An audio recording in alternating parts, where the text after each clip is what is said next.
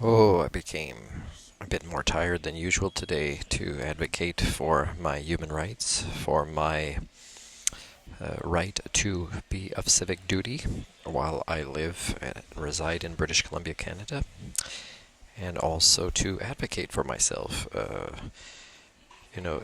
Jumping through a lot of hoops and barriers and finding there's more and more and more, and feeling fatigue. But the fatigue is also choices I make with food that is available to me, and that includes a lot of gluten. So, when I was at the hospital, this is part 3 of 4 of my psychohistory for late August 2022. When at the hospital, the lady taking my blood pressure, I have to ask for, what is my blood pressure, and, is that in the normal range? Because it's not medical care if they just do that, and you never know what it is, and unless you ask, and then it's down to the business interaction with the doctor. So again, I can't say I receive medical care from them because of the attitude and the lack of discussing my health, and results. And I know they're doing it out of a habit, and I know that there's scientific reasons for it. I don't know if the doctor would look at it or not, but it's just a routine of HSD, right, of domestication they go through, and it doesn't involve me. And I'd like to have medical care that involves me, but I'm not allowed, as somebody that is of sound mind and body, to make decisions in my life unless I decide to pay for this expensive thing or that expensive thing, because there's two choices. Like, which expensive one do you want to pay for? That might be the only choice the medical system in Canada gives me for my own medical care.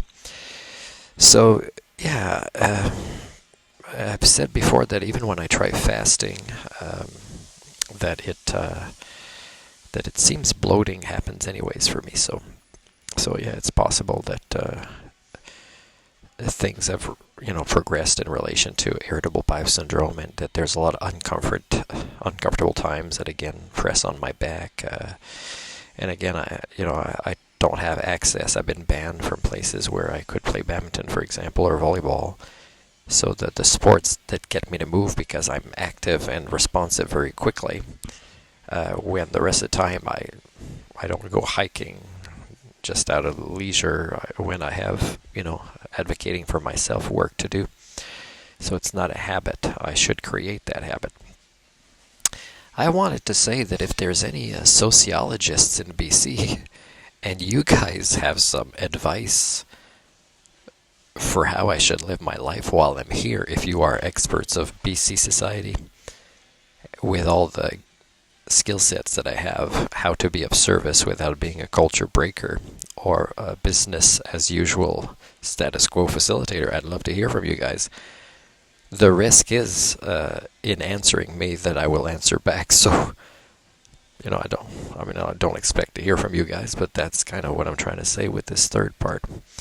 I have to do a lot more errands. Like, for example, I had too many pop up today, so I have to go back to Nelson tomorrow to drop off the paperwork for being reimbursed for what may or may not be funded as a boot that would be very useful for my search and rescue training, where it was pretty slippery on the boat with the old crappy running shoes that have too much wear that are starting to collapse, and that aren't great to hike with when there was also hiking getting off the boat. So for safety, it'd be nice if the ministry stops laundering money and actually supporting people that want to be of service. So this is not just a Ministry of Poverty Creation, it's all of the norm, right? The norm gets in these roles. You'll be happy if your kid gets a job in these roles, and they'll kind of lose their humanity as they do it.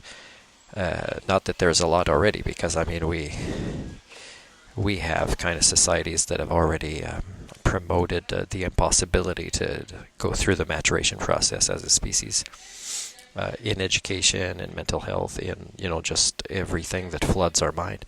We think it's a success to become drug addicts that don't overdose, that keep going, and just remain zombies that don't freak people out by never waking up. But that's kind of the way it is. When they wake up, they still aren't waking up as human.